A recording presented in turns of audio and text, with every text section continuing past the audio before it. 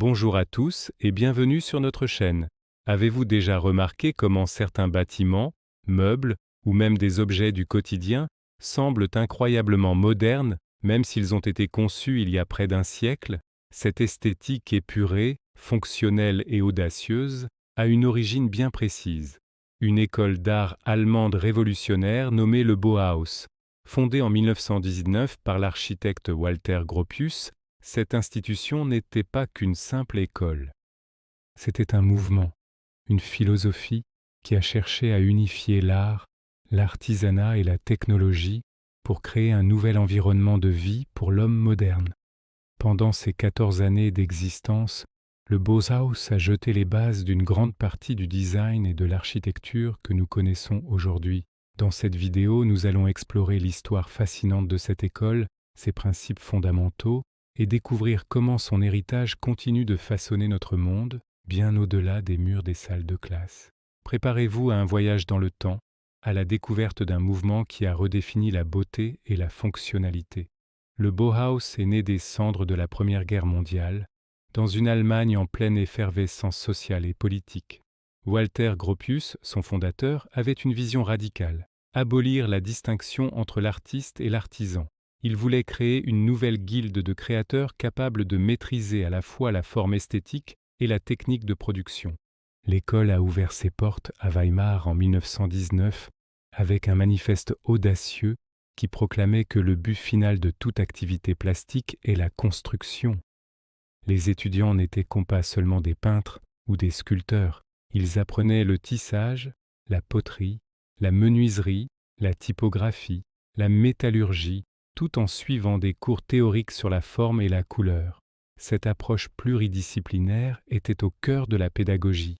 L'idée était de former des designers complets, capables de concevoir un bâtiment dans son intégralité, de la structure extérieure jusqu'à la petite cuillère dans le tiroir de la cuisine. C'était une véritable utopie créative, où des maîtres comme Vassili Kandinsky, Paul Klee et Laszlo Moholy-Nagy enseignaient aux côtés d'artisans experts, encourageant l'expérimentation et la collaboration. Quels étaient donc les grands principes qui guidaient cette révolution créative? Le plus célèbre est sans doute la forme suit la fonction.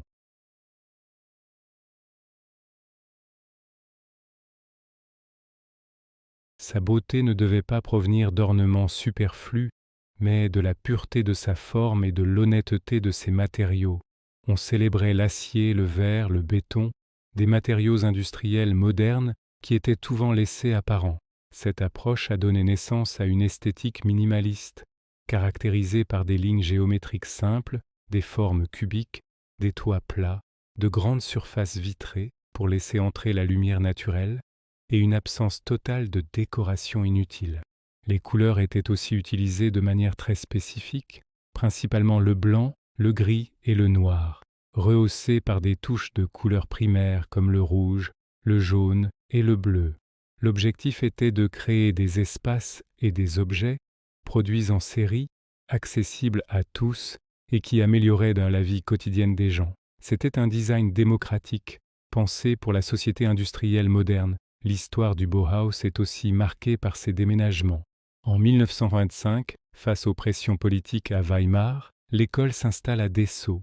C'est là que Gropius conçoit le bâtiment emblématique de l'école, un chef-d'œuvre d'architecture moderniste. Ce complexe en béton armé, avec ses façades en verre et ses ailes asymétriques, incarne parfaitement les principes du mouvement. Chaque partie du bâtiment est conçue en fonction de son usage. Les ateliers, les salles de classe, les logements pour étudiants et même les bureaux administratifs. La période de Dessau est souvent considérée comme l'âge d'or du Bauhaus, une époque de production intense et d'innovation. C'est là que sont nés des objets iconiques comme la chaise Wassily de Marcel Breuer, avec sa structure en tube d'acier inspirée d'un guidon de vélo, ou encore la fameuse lampe de table de Wilhelm Wagenfeld. Ces créations, qui nous semblent si familières aujourd'hui, étaient incroyablement avant-gardistes pour l'époque. Elles démontraient qu'un objet produit industriellement pouvait être à la fois fonctionnel, abordable et d'une grande élégance. En 1928, Walter Gropius quitte la direction et est remplacé par l'architecte Hannes Meyer, un marxiste convaincu. Sous sa direction, l'accent est mis encore plus sur la fonction sociale de l'architecture et du design. Meyer résume sa philosophie par la formule « les besoins du peuple plutôt que les besoins du luxe ». L'école se concentre alors sur des projets à grande échelle, comme des logements sociaux, pensés pour être économiques et rapides à construire. Cependant, cette politisation croissante de l'école attire l'hostilité des autorités locales. En 1930, Meyer est contraint de démissionner. C'est un autre géant de l'architecture moderne, Ludwig Mies van der Rohe, qui prend la relève. Il tente de dépolitiser l'école et de la recentrer sur l'architecture pure. Il déménage une dernière fois le Bauhaus à Berlin en 1932 dans une ancienne usine de téléphone. Mais il est trop tard. La montée du nazisme en Allemagne sonne le glas de l'école. Considéré comme un gare dégénéré et un foyer de bolchevisme culturel par le régime nazi, le Bauhaus est définitivement fermé par la Gestapo en 1933. La fermeture de l'école aurait pu signifier la fin du mouvement, mais c'est tout le contraire qui s'est produit. La dispersion forcée de ses maîtres et de ses étudiants à travers le monde a provoqué une diffusion internationale de ses idées. Walter Gropius, Marcel Breuer et Laszlo Moholy-Nagy émigrent aux États-Unis, où ils enseignent dans des universités prestigieuses comme Harvard et créent le New Bauhaus à Chicago. Ils forment une nouvelle génération d'architectes et de designers américains. Mies van der Rohe s'installe également à Chicago et devient l'un des architectes les plus influents du XXe siècle, popularisant le style international avec ses gratte-ciel de verre et d'acier et sa célèbre devise Less is more, moins c'est plus.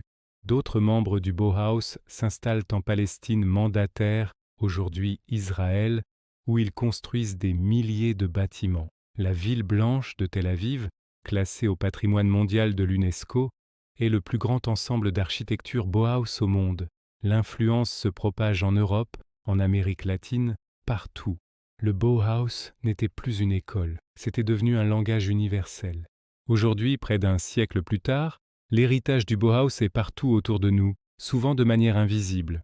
Pensez aux meubles que vous montez vous-même, comme ceux d'IKEA. L'idée d'un design fonctionnel, abordable et produit en série vient directement du Bauhaus. Regardez les interfaces de vos smartphones et de vos sites web préférés. Leur design épuré, l'utilisation de grilles et de typographie sans fioritures sont des descendants directs des expérimentations graphiques de l'école. Les polices de caractère comme Futura ou Helvetica, qui sont omniprésentes dans notre quotidien, s'inspirent de la quête de clarté et de lisibilité du Bauhaus. Dans l'architecture, les maisons modernes avec leurs grands espaces ouverts, leurs baies vitrées et leurs toits de terrasse sont les héritières des villas conçues par Gropius ou Mies van der Rohe. Le style Bauhaus a dépassé le cadre de l'architecture et du design pour influencer la mode, la photographie et l'art contemporain. Il nous a appris à trouver la beauté dans la simplicité, l'élégance dans la fonction et à croire que le bon design peut réellement améliorer nos vies. Alors, comment reconnaître un bâtiment d'inspiration Bauhaus aujourd'hui? Cherchez des formes géométriques claires, souvent cubiques. Observez les façades. Sont-elles lisses, asymétriques, avec de grandes fenêtres en bandeaux qui courent horizontalement? Les toits sont-ils plats, parfois utilisés comme terrasses? Y a-t-il une absence quasi totale d'ornementation? Les matériaux comme le béton, l'acier et le verre sont-ils mis en valeur? Si vous répondez oui à plusieurs de ces questions, il y a de fortes chances que vous soyez face à un héritier du Bauhaus.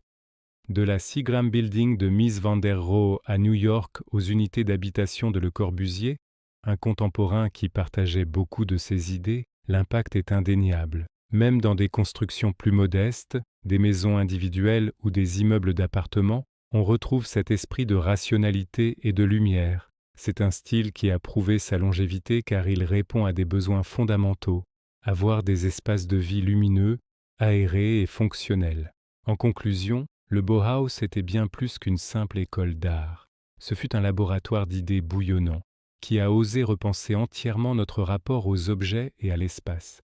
Malgré sa courte vie, son ambition de créer un art total, en fusionnant toutes les disciplines, a profondément et durablement transformé notre environnement visuel. de la chaise sur laquelle vous êtes peut-être assis à l'immeuble que vous voyez par la fenêtre, l'esprit du Bauhaus continue de vivre. Il nous rappelle que le design n'est pas qu'une question d'esthétique, mais aussi une question de société, de fonction et d'humanité.